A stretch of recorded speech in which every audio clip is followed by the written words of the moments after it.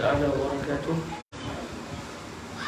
Bismillahirrahmanirrahim. Alhamdulillahirabbil alamin wassalatu wassalamu ala al-habib al-mustafa sayyidina wa maulana Muhammadinil karim wa ala alihi wa itratihi wa ashabihi ajma'in.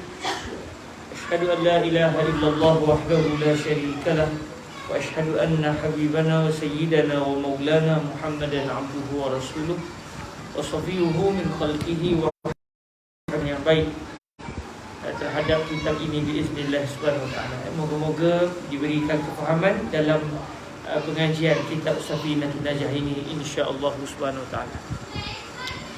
Baik tuan-tuan yang dirahmati Allah subhanahu wa ta'ala, dalam pertemuan yang lepas kita telah pun masuk ke muka surat yang ke-51 berdasarkan cetakan Safinatun Najah oleh Ruwaq Jawi. Di muka surat yang ke-51 iaitu kita masuk pada perbahasan tentang hukum hakam darah haid, darah nifas. Dan pada pertemuan yang lepas kita telah masuk kepada perbahasan sekurang-kurang haid itu berapa hari, iaitu sekurang-kurang haid mestilah darah itu keluar sekurang-kurangnya dalam tempoh 24 jam. Tak kira lah hari pertama tu straight keluar atau hari pertama keluar 10 jam, hari kedua keluar 10 jam, kemudian hari ketiga keluar 4 jam, lepas tu tak keluar-keluar dah, maka telah mencapai 24 jam. 10 campur 10 campur 4 sudah 24 jam. Tapi kalau setiap hari keluar, tapi keluar sejam, cukup hari yang ke-15 berhenti, maknanya tak sampai kepada 24 jam, maka ia tidak dinamakan sebagai darah haid. Walaupun wanita itu pada awal lagi sudah mula meninggalkan solat dengan sangkaan bahawa darah itu adalah darah haid. Jadi maknanya, contoh dia ingatkan darah haid, hari pertama dia dah tak sembahyang, hari kedua dah tak sembahyang, sampai hari yang ke-15 dia kira-kira tak sampai 24 jam. Maknanya tahulah dia bahawa dia sebenarnya tidak datang darah haid. Jadi dia perlu qada 15 hari tersebut. Kerana dia pada awalnya tak sembahyang sebab dia sangka itu adalah darah haid. Jadi sebelum ini kita telah meneliti matan yang berbunyi aqallul haidi yaumun wa lailah wa ghalibuhu sittun aw sab'un. Biasa darah haid ni adalah 6 hari atau 7 hari, dan wa aktsaruhu 15 yauman bilayaliha. Sebanyak-banyak tempoh haid ini adalah 15 hari siang campur dengan 15 hari malam. Siang malam lah maknanya. Jadi ini adalah yang telah kita pelajari sebelum ini, iaitu sekurang-kurang darah haid adalah 24 jam, ataupun dalam kitab lama disebut yaumun wa lailah, sehari semalam. Biasanya orang perempuan dia akan keluar dalam tempoh 6 hari ke 7 hari. Hari ke-8 biasanya dah tak keluar darah. Biasa 6 hari, 7 hari, sebulan. Dalam masa yang sama, kalau kira 6-7 hari itu sampai kepada 24 jam, bahkan lebih. Okey, itu kebiasaan. Dan paling banyak darah haid akan boleh dianggap sebagai darah haid kalau ia keluar dalam tempoh 15 hari, iaitu 15 hari siang campur 15 hari malam. Siang dan malam maknanya. Maknanya kalau berlalu 15 hari masuk ke siang yang ke-16, itu dah bukan darah haid. Masuk malam yang ke-16 masih keluar darah, itu bukan darah haid. Maknanya dia sudah terkena istihadah. Bila dia terkena saja istihadah, maka akan timbul perbahasan mana satu darah haid, mana satu darah istihadah. Maka para ulama akan meneliti keadaan wanita tadi. Yang pasti dia sudah terkena istihadah sebab darahnya keluar melebihi 15 hari. Melebihi 15 hari, 15 malam. Masuk hari yang ke-16, main sah-sah dia telah kena istihadah. Tapi istihadahnya bermula pada hari yang keberapa? Bukan mesti hari yang ke-16. Mungkin hari kedua dah istihadah. Jadi ketika itulah bila seorang wanita sudah terkena istihadah, maka para ulama akan meneliti keadaan dia. Adakah dia first time datang darah, kemudian adakah dia ingat bulan-bulan lepas macam mana. Itu akan dilihat keadaan setiap wanita itu secara terperinci. Lalu akhirnya barulah keputusan akan dikeluarkan. Bilakah hari haid, bilakah sebenarnya hari istihadah. Kalau rupanya hari istihadahnya sudah bermula pada hari yang ke-6 contohnya, jadi dia kena qada 6, 7, 8, 9, 10, 11, 12, 13, 14, 15, 10 hari dia kena qada. Kerana rupa-rupanya bila keluar lagi darah pada hari yang ke-16, dia telah kena istihadah. Maka dia rujuk pada ulama akan tengok keadaan dia. Contoh, hasil kajian ulama mendapati darah haidnya hanya pada hari yang pertama sampai hari yang ke-6 contoh. Jadi hari ke-7 tu dah start istihadah katakan. So istihadahnya adalah 7, 8, 9, 10, 11, 12, 13, 14, 15. Contohlah. Jadi dalam tempoh itu dia perlu qada semua solat dia. Tetapi kalau darah dia elok-elok berhenti, tidak melebihi hari yang tidak masuk ke hari yang ke-16 atau semalam yang ke-16, maknanya dia tak terkena istihadah. Sebaliknya darah haidnya pada bulan itu adalah 15 hari, 15 malam contoh. Cuma dalam buku kitab kita ini tidak dibincangkan panjang tentang istihadah, kerana istihadah ni satu perbahasan yang memang dalam. Jadi tidak sesuai dibincangkan pada peringkat awal. InsyaAllah lah akan datang, kalau kita direzekikan kitab yang lebih tinggi, kita akan membincangkan tentang isu istihadah. Jadi mudah-mudah ceritanya, kata guru saya Fadilatul Syekh Yusri bin Rushdi Al-Hasani, mana-mana orang perempuan yang dia selalu kena istihadah ni, eloklah jumpa doktor. Nanti insyaAllah dia makan ubat apa semua, dia akan kembali seperti sedia kala. Okey, jadi telah kita bincangkan dalam pertemuan yang lepas, sekurang-kurang haid adalah sehari semalam, iaitu darah itu keluar dalam tempoh 24 jam. Tak kira dah 24 jam tu memakan masa sehari saja, atau dalam tempoh 2 hari itu akhirnya darah keluar 24 jam, atau dalam tempoh 6 hari, 7 hari, yang mestinya tidak dinamakan darah haid, melainkan darah itu keluar 24 jam atau lebih. Okey, paling banyak 15 hari, 15 malam. Biasa 6 hari atau 7 hari. Jadi itu adalah perbahasan yang dibincangkan oleh yang telah kita bincangkan sebelum ini. Jadi insyaAllah pada hari ini kita sambung perbahasan tentang isu darah, isu kesucian. Isu kesucian pula. Sebab orang perempuan, apabila dia datang darah, kemudian darah haidnya berhenti, maka dia ada waktu namanya waktu suci. Maknanya antara haid dengan haid yang seterusnya, dia ada sekurang-kurang waktu suci ya. Baik, kita baca matanya terlebih dahulu insya-Allah. Al-Fatihah kita hadiahkan kepada Syekh Salim Ibn Abdullah Ibn Sa'ad Ibn Abdullah Ibn Sumair Al-Hadrami Al-Syafi'i yang meninggal dunia pada tahun 1271 Hijriah. Al-Fatihah. Bismillahirrahmanirrahim. Alhamdulillahirabbil alamin. Ar-Rahmanir-Rahim. Maliki yaumiddin. Iyyaka na'budu wa iyyaka nasta'in. Ihdinas siratal mustaqim. Siratal ladzina an'amta 'alaihim ghairil maghdubi 'alaihim waladdallin. Bismillahirrahmanirrahim. Qala Syekh Salim Ibn Abdullah Al-Hadrami rahimahullah subhanahu wa ta'ala di muka surat yang ke-51 kita baca matannya terlebih dahulu. Qala rahimahullah, aqallu tuhri bainal haydataini 15 yawman wa ghalibuhu 24 yawman aw 23 yawman wala hadda li aktharihi. Aqallun nifasi majjatun wa ghalibuhu 40 yawma wa aktsaruhu 60 yawma.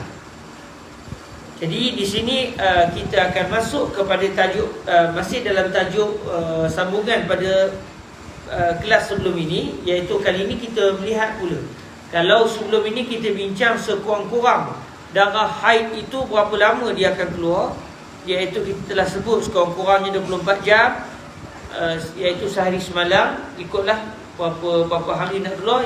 Yang mesti darah itu mencapai sekurang-kurangnya 24 jam.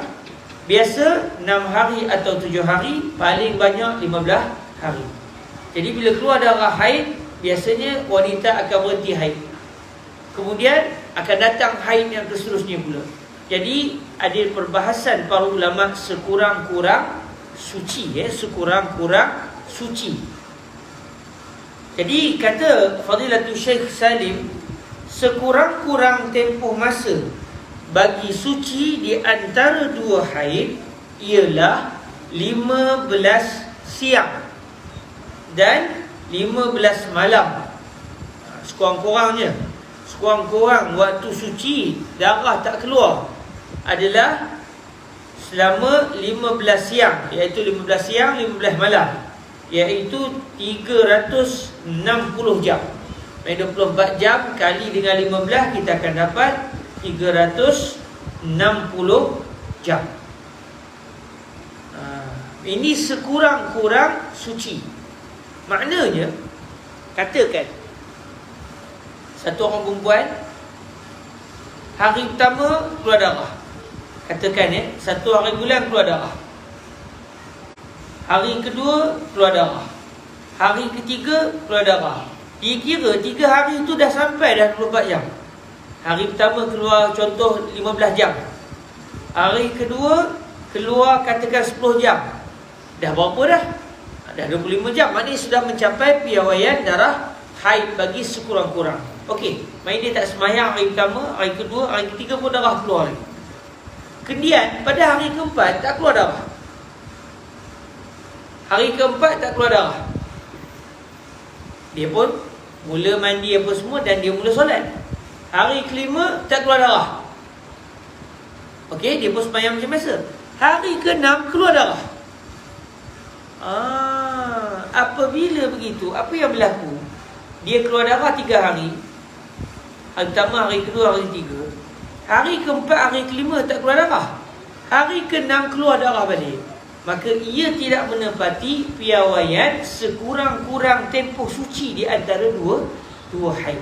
Sebab sekurang-kurang tempoh suci antara dua haid adalah 15 hari. Jadi kalau berlaku contoh macam ni, hari pertama keluar darah, hari kedua keluar darah, hari ketiga keluar darah, hari keempat tak keluar darah, dia pun mula start semayang sebab dia ingat dia dah suci. Hari kelima tak keluar darah, dia pun semayang. Hari keenam keluar darah balik, dia kata, oh, ingatkan hari keempat dengan kelima dah suci, rupanya masih dalam keadaan haid. Sebab apa? Sebab tak berlaku sekurang-kurang suci antara dua haid. Jadi maknanya dia masih dalam satu haid sebenarnya, dalam satu waktu haid. Main hari pertama, hari kedua, hari ketiga, hari keempat yang tak keluar darah tu pun dia masih haid rupanya. Hari kelima pun dia masih haid. Hari keenam dia sambung haid yang hari yang keenam. Macam tu kan. Kerana dia tidak menepati 15 hari. Katakan satu contoh lain pula. Hari pertama keluar darah 10 jam. Hari kedua keluar darah 15 jam. Hari pertama keluar darah 10 jam. Hari kedua keluar darah 15 jam. Jadi dah berapa dah? 25. Main sudah melepasi piawaian sekurang-kurang haid. Main dah memang sah dia kena haid. Hari pertama, hari kedua. Hari ketiga tak keluar darah. Keempat tak keluar darah. Kelima tak keluar darah. Keenam tak keluar darah. Ketujuh tak keluar darah. Kelapan tak keluar darah. Kesembilan tak keluar darah. Hari ke-10 tak keluar darah. Hari ke-11 tak keluar darah. Hari ke-12 tak keluar darah. Hari ke-13 tak keluar darah. Hari ke-14 pun tak keluar. Ke-15 pun tak keluar. Ke-16 pun tak keluar. Ke-17 pun tak keluar. Hari ke-18 keluar darah semula. Hari ke-18 keluar darah. Jadi dia kira balik. Okey, darah haid mula-mula berapa hari pertama, hari kedua. Tengok sampai 24 jam. Maknanya haid dia adalah hari pertama, hari kedua. Kemudian keluar balik darah pada hari berapa tadi? Hari yang ke-18. Dia kira balik 13, 14, 15 3, 4, hari ketiga, keempat, kelima, keenam, ketujuh, ke-8, ke-9, ke-10, 11, 12, 13, 14, 15, 16, 17. Hari ke-18 keluar darah. Ada tak senggang waktu suci 15 hari tak keluar darah? Ada. Oh, maknanya bulan tu 2 kali dia datang haid. Biasa orang perempuan sebulan sekali. Tapi bulan tu special. 2 kali dia datang haid. Kali pertama iaitu untuk hari pertama dengan hari kedua.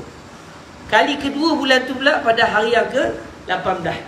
Jadi berlakulah sekurang-kurang haid. Kerana paling kurang mesti 15 hari suci, barulah dianggap 2 kali haid. Kalau antara haid pertama dengan haid kedua itu kurang daripada 15 hari, maka tidak dinamakan suci. Dia masih lagi dalam keadaan haid. Maknanya contoh macam tadilah. Contoh saya bawa peringkat mula-mula tu.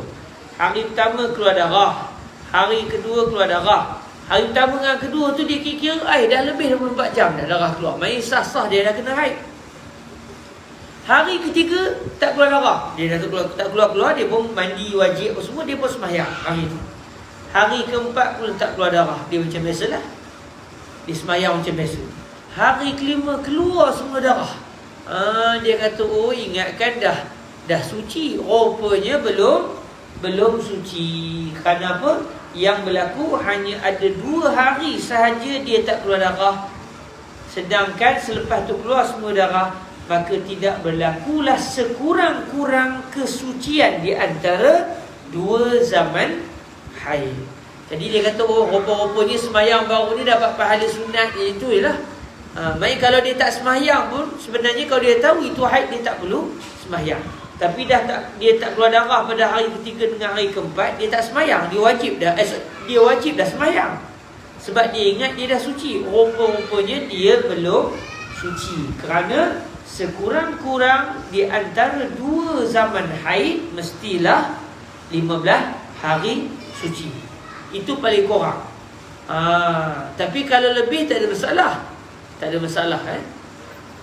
Sebab itu di sini disebut sekurang-kurang tempoh masa bagi suci di antara 2 haid ialah 15 siang dan 15 malam, iaitu 360 jam.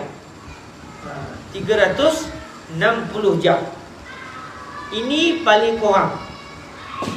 Biasa orang perempuan berapa lama dia akan orang kata apa, dia akan suci daripada haid. Tempoh kebiasaan bagi suci pula ialah 24 siang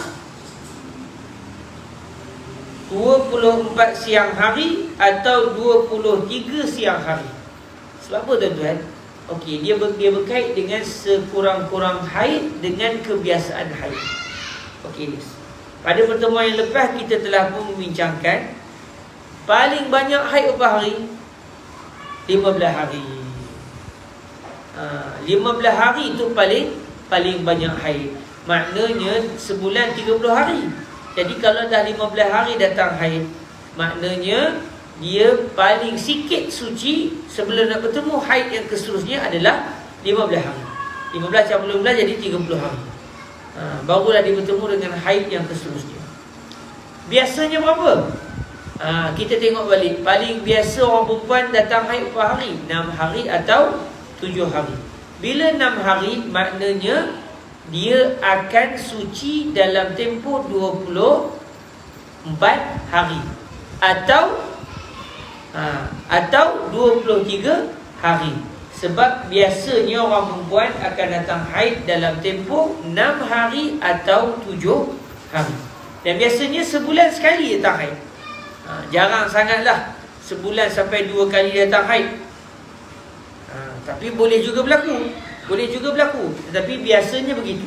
Jadi kalau dalam bulan itu orang perempuan sudah datang haid sebanyak-banyak haid, maknanya sekurang-kurang haid dia, sekurang-kurang waktu sucinya adalah 15 hari. Kemudian kalaulah waktu dia kena haid bulan tu hanyalah 7 hari, maknanya biasanya dia akan suci dalam tempoh, kalau 7 hari dia datang haid, maknanya dia akan suci dalam tempoh 23 hari sebelum keluar semula darah pada selepas 27 hari. Kalau dia datang haid bulan tu 6 hari, maknanya biasanya dia akan suci dalam tempoh kalau datang haid 6 hari, maknanya dia akan suci biasanya 24 hari. Kalau dia datang haid 7 hari, maknanya dia akan suci biasanya 23 hari.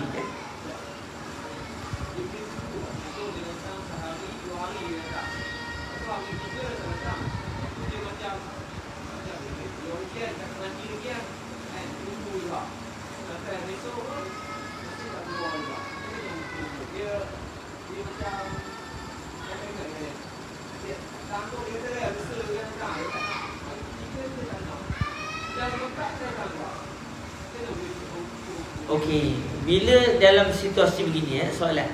Hari pertama keluar darah, hari kedua keluar darah, hari ketiga darah berhenti. Kita tanya balik, sampai tak pada sekurang-kurang haid, iaitu 24 jam? Katakan sampai. Hari pertama 15 jam keluar darah, hari kedua pun 15 jam. Main dah sampai kepada sekurang-kurang darah haid, iaitu 24 jam. Dia punya kes ni dah sampai 30 jam dah. Hari ketiga darah berhenti. Maknanya ada kemungkinan tak disuci hari itu?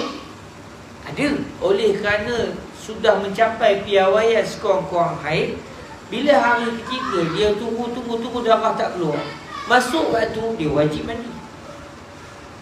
Walau ada kemungkinan darah akan keluar lagi. Tetapi mana tahu bulan itu dia rupa-rupanya haid hanya 2 hari. Walaupun biasanya 6 hari, 7 hari, 10 hari biasanya. Tapi tak mustahil bulan itu dia hanya haid selama 2 hari saja. Jadi maknanya apabila dia contoh darah berhenti, darah dah berhenti, hari ketiga darah dah berhenti, masuk waktu sembahyang, maknanya dia tunggu. Dia boleh tunggu, tak ada masalah. Dia tunggu.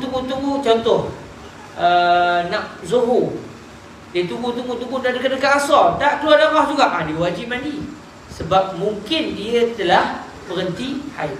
Dia pun mandi, dia pun sembahyang zuhur, sembahyang asar, sembahyang maghrib, esok keluar darah. Rupanya dia masih lagi dalam keadaan haid. Kenapa tidak mencapai piawaian sekurang-kurang suci antara 2 haid? Dia wajib mandi kalau dia sudah berhenti darah. Sebab mungkin haid dia pada bulan itu hanya 2 hari. Sebab dia meninggalkan sembahyang. Dia meninggalkan sembahyang dalam keadaan kemungkinan dia memang haid 2 hari saja hari itu, bulan tu. Tapi kalau contoh dia pun sembahyang, hari esoknya keluar darah, jadi berdosa ke dia? Tidak berdosa. Bahkan insya-Allah dia dapat pahala kerana dia telah taat kepada Allah. Sebab kita ini berhukum berdasarkan yang zahir, berdasarkan yang zahir.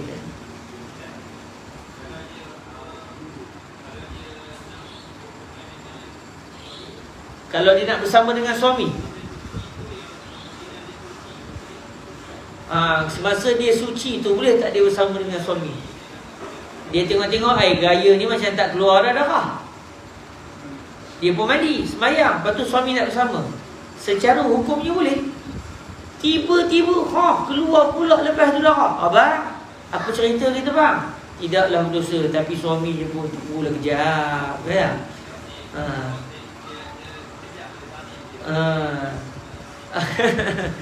Dari segi hukum tak ada masalah. Sebab secara zahirnya, apabila si isteri sudah mencapai piawaian sekurang-kurang haid, maka dia sudah berkemungkinan suci. Bila sudah dihukumkan secara zahir ketika itu dia telah suci, maka segala hukum hakam bagi orang suci berlaku kepada diri. Tapi katakan tak sampai mencapai piawaian sekurang-kurang haid, hari pertama baru keluar 2 hari, 2 jam darahnya. Hari kedua baru keluar 10 jam, baru 12 jam. Hari ketiga tak keluar darah, dia kata dah suci kot. Mana boleh suci? Sebab tak selesai haid lagi. Jadi hari ketiga dia tak boleh solat lagi. Dia tunggu dulu, sebab mungkin dia masih akan keluar darah lagi. Sebab dia dalam keadaan masih ada kemungkinan dalam keadaan haid. Okey, sekurang-kurang tempoh masa bagi suci di antara 2 haid ialah 15 siang dan 15 malam, iaitu 360 jam. Tempoh kebiasaan bagi suci pula ialah 24 siang hari. Ini kalau dia datang haid 6 hari. Atau 23 siang hari. Kalau dia datang haid 7 hari. Tidak ada pula had masa paling banyak bagi tempoh suci.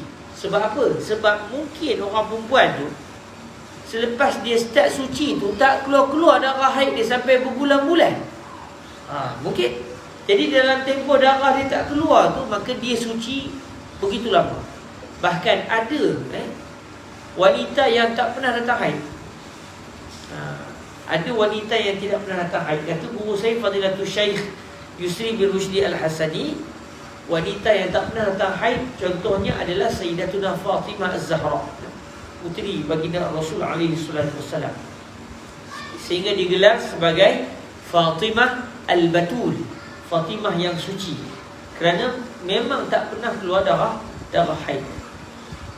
Bahkan kalau saya tak silap, guru saya Fadilatul Syekh Yusri bin Rushdi pernah cerita, sebab beliau ni doktor perubatan, memang ada wanita yang sihat tetapi tak keluar darah haid. Jadi maknanya dia akan terus sembahyang setiap hari. Dia akan terus sembahyang setiap hari. Sebab itulah dalam kitab kita ini disebut tidak ada pula had masa paling banyak bagi tempoh suci. Jadi katakan bulan pertama wanita itu datang darah 3 hari saja, kemudian berhenti darahnya. Maknanya dia sucilah bulan itu. Bulan depan tak keluar langsung, bulan keseterusnya tak keluar langsung, bulan lepas tu baru keluar. Maknanya dia suci dekat-dekat 3 bulan. Jadi begitulah. Tidak ada had masa paling banyak bagi tempoh suci. Kita tak masuk betul-betul tu dalam perbahasan tentang istihadah. Dia ada perbahasan tentang isu istihadah. Cuma kita lalu kitab ini secara asasnya begitu supaya maklumat itu terperinci.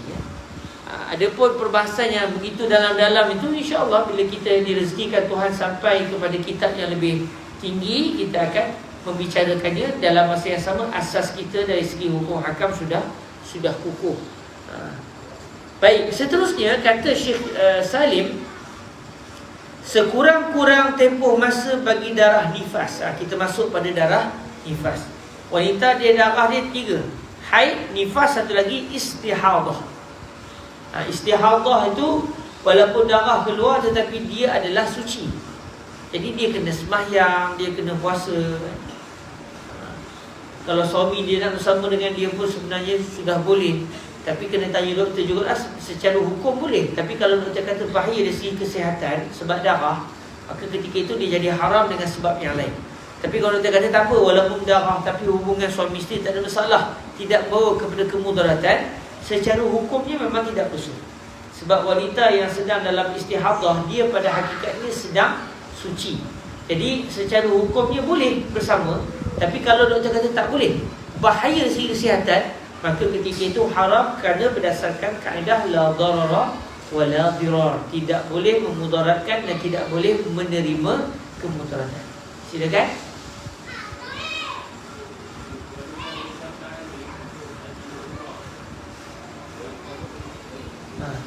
Boleh tak orang perempuan dia nak buat umrah contohnya baru ni cikgu pun tanya soalan saya sama. Saya akan bawa tengok buku yang saya tulis baru ni pasal hukum umrah. Ada saya hasilkan satu buku tentang hukum hakam umrah. Jadi dalam segi hukum, wanita kalau dia pergi umrah contoh, kemudian dia makan pil, dia makan ubat supaya tak datang haid, akhirnya tak datang, walaupun biasanya datang tapi tak datang sebab makan ubat. Pertama, hukum makan ubat itu adalah dibolehkan, dibenarkan dari segi syarak.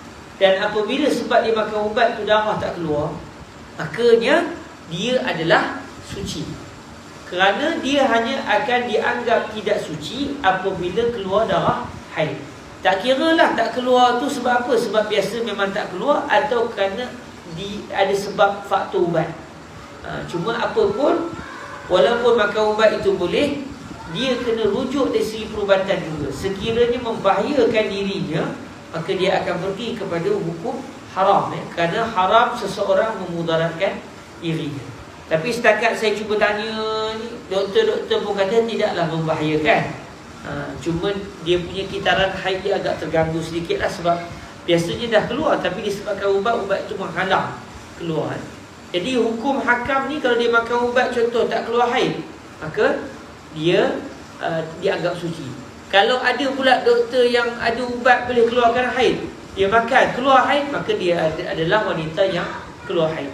Sehingga dibincangkan oleh para ulama, kalaulah wanita bujang contohnya, dia makan ubat yang menyebabkan hormon susu dia ada, padahal dia belum berkahwin contohnya, atau dia dah berkahwin tapi tak ada anak lagi, dia makan ubat sehingga akhirnya dia mempunyai susu, dia bujang lagi contohnya. Kemudian adalah anak orang nak menyusu, dia kata tak apa, biarlah saya jadi ibu susu walaupun saya tak menikah lagi. Dan dia susukan budak itu cukup dengan syarat 5 kali budak tu menyusu. Maknanya jadilah dia ibu susu kepada budak tadi walaupun dia belum pernah bersuami, kerana dia ada susu, walaupun susu itu disebabkan faktor ubat yang merangsang hormon susu. Cuma kalau benda itu membahayakan kesihatan dia, maka dia akan termasuk dalam larangan syarak. Tapi kalau di segi larangan tak ada, doktor kata tak ada efek dari segi kesihatan, elok je, maka dia jadi ibu susu walaupun dia belum ada suami lagi.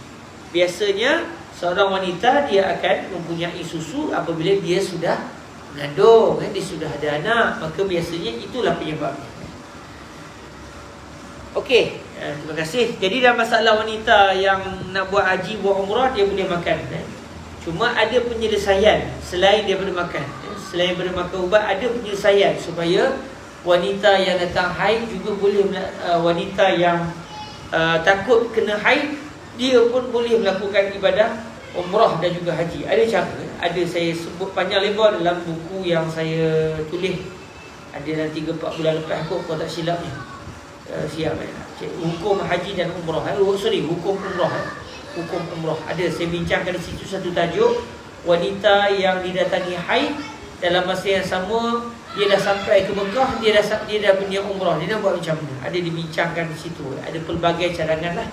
Sama ada dia tunggu, kalau ikut asal mazhab kita tunggu.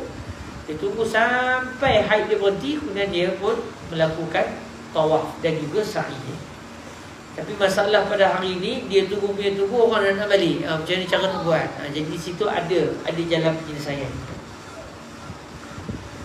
Okey, kita pergi kepada perbahasan yang seterusnya. Sekurang-kurang tempoh masa bagi darah nifas. Darah nifas ni apa dia? Darah yang keluar apabila anak itu dilahirkan, apabila bayi dilahirkan oleh seorang wanita. Maknanya darah yang keluar sebelum bayi itu sempurna keluar, itu tidak lagi dinamakan darah nifas.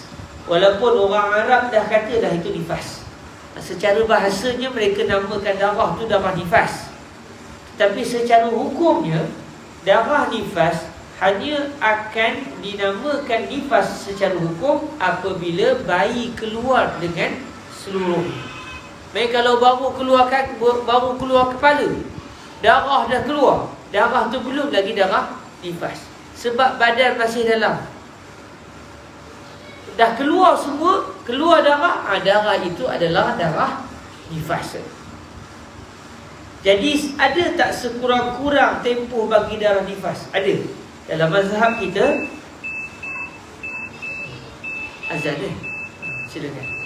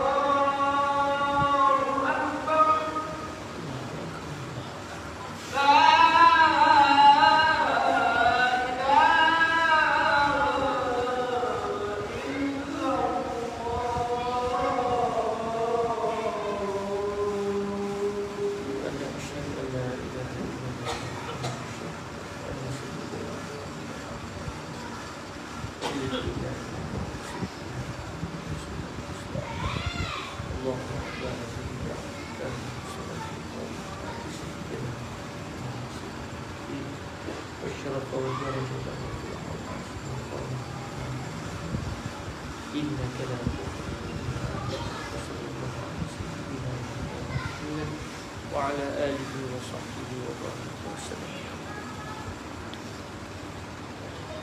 Okey, kita masuk sikit lagi perbahasan sebelum kita menyelesaikan bab pertama daripada kitab Safinatul Najah, iaitu bab taharah, satu bab yang menceritakan tentang kesucian. Iaitu kita masuk pada isu darah nifas tadi. Darah nifas adalah darah yang keluar setelah bayi itu keluar sempurna seluruhnya. Jadi ada tak waktu darah nifas itu keluar sekurang-kurangnya macam mana? Kata Syekh Salim Ibn Abdullah Al-Hadrami, sekurang-kurang tempoh masa bagi darah nifas ialah sekali semburan darah. Asal sembuh. Maknanya mungkin satu orang perempuan je, dia keluar darah nifas mungkin hanya 5 saat, 6 saat, lepas tu tak keluar-keluar dah. Maknanya dia hanya keluar darah dalam tempoh beberapa saat saja, darah nifas. Itu sekurang-kurang darah nifas. Bahkan mungkin ada orang perempuan keluar-keluar tak keluar darah nifas. Ada juga, tapi tak berlakulah darah nifas. Cuma kalau keluar darah, cuma sekejap no lah ustaz, hanya 5 saat je, lepas tu saya terus tak nampak darah, dah kering sampai sudah. Maknanya dia hanya didatangi nifas selama 5 saat. Contoh, kalau darah tu keluar 5 saat atau seminit atau 2 minit, maknanya asal keluar, sekali sembuh maknanya. Itu sekurang-kurang tempoh bagi darah nifas. Tetapi biasanya berapa hari? Macam kita fahamlah 40 hari tu kan. Lepas di sini disebut tempoh kebiasaan bagi nifas pula ialah 40 siang hari, 40 hari, 40 malam. Orang kata masa berpantang. Pantang tu sebab apa? Maknanya nak menyihatkan diri apabila darah nifas itu keluar seluruhnya, 40 hari, 40 malam. Itu kebiasaan wanita. Namun ada juga wanita yang darah nifasnya keluar lebih daripada 40 hari. Lalu paling banyak darah nifas berapa hari? Sebanyak-banyak tempoh masa bagi nifas pula ialah 60 siang berserta dengan malam-malam. Maknanya paling sikit darah nifas asal keluar, tak kira lah berapa saat darah menyembur. Paling biasa 40 hari, 40 malam. Paling banyak 60 hari 60 malam. Jadi setakat kita dengar cerita orang perempuan, biasanya 40 hari itu memang waktunya lah. Kemudian darah berhenti. Bila darah dah berhenti, maknanya dia wajib mandi. Dia wajib mandi hadas besar untuk dia mula melakukan ibadah solat. Selagi darahnya keluar tapi masih dalam tempoh 60 hari, maknanya dia masih dalam keadaan fas. Walhamdulillahirabbil alamin. Itulah secara mudah, secara ringkas yang didatangkan dalam perbahasan isu at-taharah, yang mana kesucian ini, isu kesucian, berwudu, semuanya adalah untuk pergi kepada bab yang kedua, iaitu bab mendirikan solat. Jadi insya-Allah pada malam besok kita akan mula masuk ke dalam tajuk yang seterusnya, iaitu kita masuk kepada bab baru yang menceritakan tentang ibadah solat. Biiznillah subhanahu wa ta'ala. Itu saja daripada saya. InsyaAllah ada rezeki kita bertemu semula kan. Dan saya minta maaf, ingatkan tadi sampai tadi dah apa namanya, saya dah terlambat. Semua orang tengok elok, udah kata cepat benar demo semayang kan. Awak pun terus niat semayang fardu. Tiba-tiba komen, saya pun dah terlupa hukum. Habis tu baru saya teringat, saya pun dah tersalah tadi. Patutnya saya tak boleh berhenti. Tadi ceritanya tu, saya pun dah terkejut, saya pun membatalkan semayang saya. Padahal saya semayang fardu. Saya dah niat semayang fardu. Walaupun abang kita tadi niatnya semayang sunat. Abang semayang sunat tadi tak? Ke semayang fardu juga? Semayang sunat. Orang semayang sunat boleh menjadi imam kepada orang semayang fardu. Saya mana nak tahu, saya ingat saya dah terlambat. Ingatkan semayang ba'diyah tadi, saya pun niat semayang fardu maghrib. Tapi nak katanya benda tak biasa berlaku, saya pun terlupa. Saya pun membatalkan semayang saya. Bila saya dah niat batal semayang, batallah semayang saya. Sepatutnya saya tidak boleh membatalkan semayang saya. Sebab semayang fardu kita tidak boleh membatalkannya.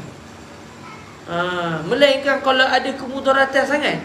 Kita tengah semayang, tengok anak kita dah merangkak nak turun apa tangga. Kan jadi apa-apa. Pasal tu ada kemudaratan. Macam tadi kes saya tu tak ada kemudaratan apa. Cuma saya terkejut. Bila terkejut, udah apa saya nak buat? Saya sudah terlupa hukum. Saya pun membatalkan semayang saya. Rupanya tak boleh. Apa yang saya kena buat sepatutnya? Sepatutnya apa yang saya kena buat tadi ya? Manalah tahu kalau jadi ya. Maknanya saya kena teruskan sembahyang. Cuma bila saya teruskan, orang dah komat. Nak buat macam mana? Boleh. Bila imam angkat takbir, saya niat mengikut imam. Jadi awalnya sembahyang seorang diri. Mula-mula sembahyang jemaah. Kemudian saya sembahyang seorang diri. Kemudian bila imam dah angkat takbir, saya niat pula mengikut imam kali kedua. Tak ada masalah. Boleh saya teruskan. Itu yang sepatutnya saya buat. Atau saya terus sembahyang seorang-seorang.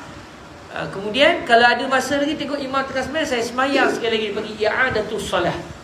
Sembahyang kali kedua. Boleh? Tapi saya tadi sebab benda tak selalu. Bila dulu menung la ilaha illallah. Kalau sembahyang sunat lain cerita.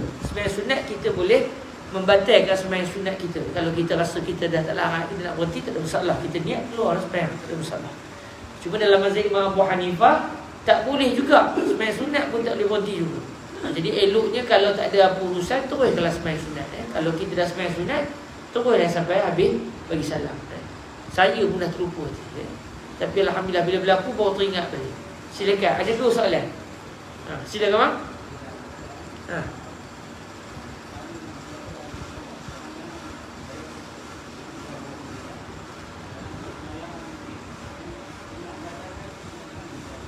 Kita tengah sembahyang, tiba-tiba ada kes. Abang kerja sebagai ahli bomba kan. Tengah-tengah sembahyang, tiba-tiba apa namanya, moh kita ada kebakaran contoh ya. Ada siren. Agak-agak boleh teruskan sembahyang tak betul? Tak boleh, kena berhenti. Bahaya nyawa orang ya. Orang nak kolu ni yang kita kata tak apalah, dia mati syahid ya. Kalau niat begitu, lepas tu bulan depan lain cerita lah kita. Maknanya di saat begitu, oleh kerana ada kemudaratan, keluar je dalam hati niat saja, aku keluar daripada sembahyang dan teruslah selesaikan apa namanya kebakaran. Bagaimana dia tak perlu kena Macam mana cara dia? Apabila hati kita mengatakan aku keluar daripada sembahyang, maka serta-merta kita terkeluar daripada sembahyang. Begitulah cara dia. Dia tak dia bagi salam kanan kiri ya. Dia nak kira-kiranya sebenarnya kalau kita tak bagi salam kanan kiri pun kita dah keluar dah. Yang kita bagi salam tu sebab apa? Sebab penghujung sembahyang itu memang begitu. Tapi masalahnya bila kita niat saja nak keluar sembahyang, dia keluar masa tu dah. Jadi salam itu berlaku setelah sembahyang sudah batal sembahyang batal. Jadi kalau ada kes-kes emergency, mungkin macam abang-abang bomba bila ada kes emergency dia boleh terus keluar daripada sembahyang dan dia tak berdosa sebab ada kemudaratan. Katakan masa dia dia pun dah sembahyang, katakan hari tu ada 2-3 kes, dia pun sembahyang lewat. Dah tinggal lagi katakan 5 minit nak habis. Katakan sebagai contoh dah akhir-akhir waktu zuhur, di tengah sembahyang tiba-tiba ada kes tadi. Jadi macam mana dia kena buat? Dia nak kena buat macam mana dalam kes tadi? Dia dah akhir-akhir waktu, tiba-tiba dengan siren dan dia kena keluar. Jadi di saat begitu, antara yang dicadangkan oleh para ulama, dia niat jamak takhir. Dia niat jamak takhir, tetapi sebenarnya dia tak ada dalam mazhab Imam Syafi'i sebenarnya. Dia tak ada dalam mazhab Imam Asy-Syafi'i. Tetapi dia dalam pandangan yang lain dia niat jamak takhir. Tapi dia tak boleh qasar. Dan kalau ikut dalam mazhab Imam Syafi'i macam mana? Dalam mazhab Imam Syafi'i dia sembahyang atas dasar menghormati waktu. Dalam perjalanan tu dia angkat takbir Allahu Akbar, dia niat sembahyang zuhur, tetapi nanti bila dah lapang nanti dia qada semula zuhur dia. Sebab dia sembahyang zuhur dalam keadaan mungkin kiblat tidak menghadap. Itu dalam perincian mazhab kita, mazhab Imam Asy-Syafi'i. Dia sembahyang atas dasar menghormati waktu Tapi ada pandangan lain yang mengatakan dia niat untuk menjamakkan sembahyang, tetapi dia tidak boleh buat qasar. Dan pernah saya dengan guru saya Fadilatul Syekh Said bin Syaltut yang mengajar kami mazhab Imam Asy-Syafi'i, pernah satu hari saya dengan beliau, di saat itu ada masalah yang tak dapat dielakkan, lalu dia kata, ya khairi khalas ana sa'ajma'us salah. Saya akan sembahyang jamak antara maghrib dengan isyak, walaupun kami masa itu berada di Kahirah, tak pergi mana sebenarnya. Walaupun beliau bermazhab Syafi'i, tetapi dari segi beramal, kalau kita terdesak ada pandangan yang membenarkan. Cuma kalau kita nak ikut orang tanya apa pendirian mazhab Imam Asy-Syafi'i, media sembahyang atas dasar menghormati waktu. Wallahu a'lam. Silakan.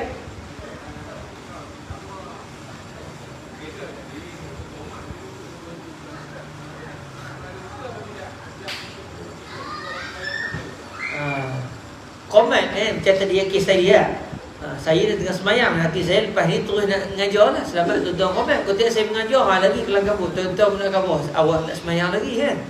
Jadi tuan-tuan niat komat nak membatalkan semayang saya. Mungkin tuan-tuan tak tahu, sebenarnya dia bukan niat nak membatalkan semayang saya, tapi untuk melakukan semayang. Cuma bila saya dengar komat, tahulah saya yang sebenarnya sama-sama tak semayang lagi.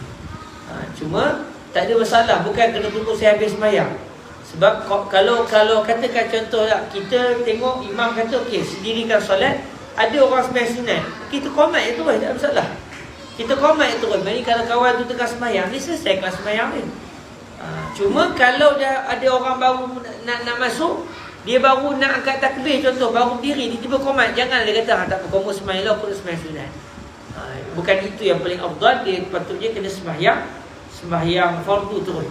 Tapi yang sedang mendirikan sembahyang sunat, dia terus kerjakan sembahyang sunatnya, dan apabila selesai bagi salam, dia pun masuk dalam solat berjemaah. Jadi maknanya komat tadi sepatutnya bukan niat membatalkan sembahyang saya, sebab saya tak boleh batalkan sebenarnya. Cuma saya pun dah terlupa segi hukum ni tadi ya. Duduk menung balik, la haula wala quwwata illa billah. Benda tak biasa berlaku. Sekali berlaku, orang Kedah kata cembera juga kan. Kita jenuh memikir macam mana cara nak menyelesaikan. Alhamdulillah, kawan-kawan saya pun dapat juga pelajaran pada hari ini. Okey, terima kasih semua. Ada rezeki, besok malam kita akan masuk dalam fasal yang membicarakan tentang keuzuran salat. Bila kita boleh tinggalkan sembahyang? Kita baca kitab ni supaya nak sembahyang, tiba-tiba dicerita cara nak meninggalkan sembahyang. Dengan maksud apa sebab yang mana dengan sebab itu kita ada keuzuran untuk tidak melakukan salat. Nanti kita akan bincangkan pada malam besok biiznillah subhanahu wa ta'ala. Terima kasih mengambil anak saya masa saya di Kuala Lumpur baru ni. Itu ikhlas lah. Wallahu ta'ala a'la wa a'lam. Terima kasih, kita tangguhkan dengan sama-sama kita berselawat ke hadrat Rasul sallallahu alaihi wa alihi wasallam. Allahumma salli afdala salatin ala as'adi makhluqatika sayyidina Muhammad wa ala alihi wa sahbihi wa sallim adada ma'lumatika wa midada kalimatika kullama ذكرك الذاكرون وغفل عن ذكره الغافلون اللهم صل أفضل صلاة على أسعد مخلوقاتك سيدنا محمد وعلى آله وصحبه وسلم عدد معلوماتك ومداد كلماتك كلما ذكرك الذاكرون وغفل عن ذكره الغافلون اللهم صل أفضل صلاة على أسعد مخلوقاتك سيدنا محمد وعلى آله وصحبه وسلم عدد معلوماتك ومداد كلماتك كلما ذكرك الذاكرون وغفل عن ذكره الغافلون سبحانك اللهم وبحمدك أشهد أن لا إله إلا أنت أستغفرك وأتوب إليك بسم الله الرحمن الرحيم والعصر إن الإنسان لفي خسر إلا الذين آمنوا وعملوا الصالحات وتواصوا بالحق وتواصوا بالصبر جزاكم الله خير الجزاء. السلام عليكم ورحمة الله وبركاته.